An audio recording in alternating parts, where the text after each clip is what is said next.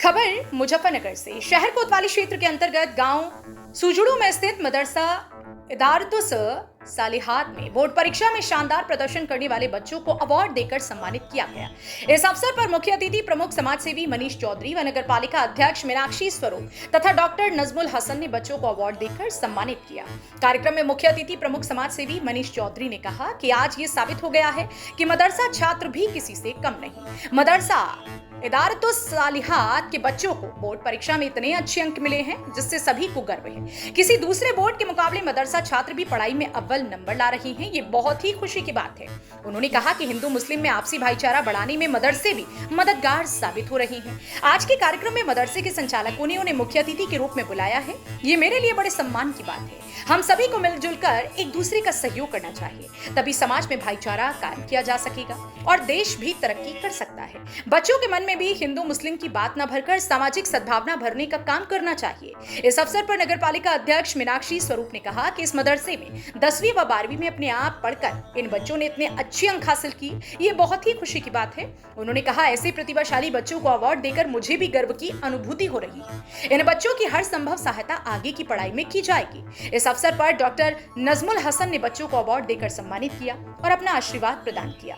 कार्यक्रम का संचालन मुस्लिम राष्ट्रीय मंच के मेरठ प्रांत संयोजक फैजुर रहमान ने किया। कार्यक्रम में बोलते हुए फैजुर रहमान व कलीम त्यागी ने बताया कि दक्षिण तमिलनाडु में विनाशकारी बाढ़ के बाद सैदुंगला नल्लूर बैथुलमल जमात मस्जिद ने जरूरतमंद हिंदू परिवारों को आश्रय और सांत्वना प्रदान करने के लिए अपने दरवाजे खोले। 4 दिनों तक इन परिवारों ने मस्जिद की दीवारों के भीतर शरण ली, जहां उन्हें न केवल आश्रय मिला बल्कि भोजन, कपड़े और दवा जैसी जरूरी चीजें भी मिली। इस निस्वार्थ कार्य ने धार्मिक सीमाओं को पार कर लिया, जो संकट के समय समुदायों को एक साथ बांधने वाली एकजुटता की सहज भावना को प्रदर्शित करता है।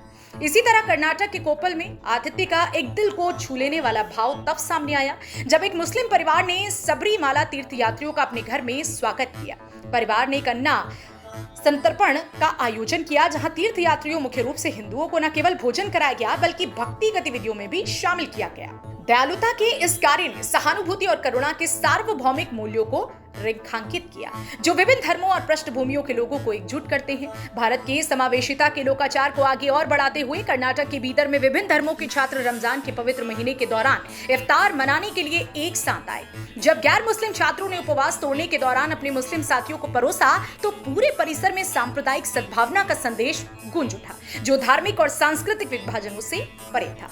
ये दिल को छू लेने वाले उदाहरण भारत की बहुलतावाद और धर्मनिरपेक्षता के प्रति प्रतिबद्धता के शक्तिशाली प्रमाण के रूप में काम करते हैं।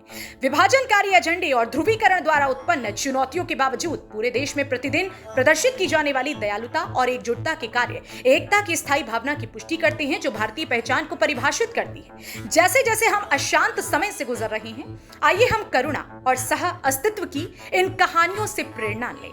कार्यक्रम में मौलाना खालिक, नजमुल हसन जैदी, मौलाना हम्माद ने भी अपने विचार व्यक्त किए। जनपद मुजफ्फरनगर से संवाददाता तनवीर मलिक की रिपोर्ट। काम खुद भी छोटा बड़ा जैसी आपकी पढ़ाई होगी वैसे ही आपका काम होगा, तो बहुत अच्छा पढ़िए, देश में अपना नाम रोशन करिए, अपने परिवार का, स्कूल का, अपने प्रिंसिपल्स का, अपने माँ बाप का। और सबसे पहले तो मैं आपसे यही कहूँगी कि हमारे जो सबसे अच्छे गुरु होते हैं वो हमारे माँ बाप होते हैं, तो हमेशा हमेशा अपने माँ बाप की बात सुनिए।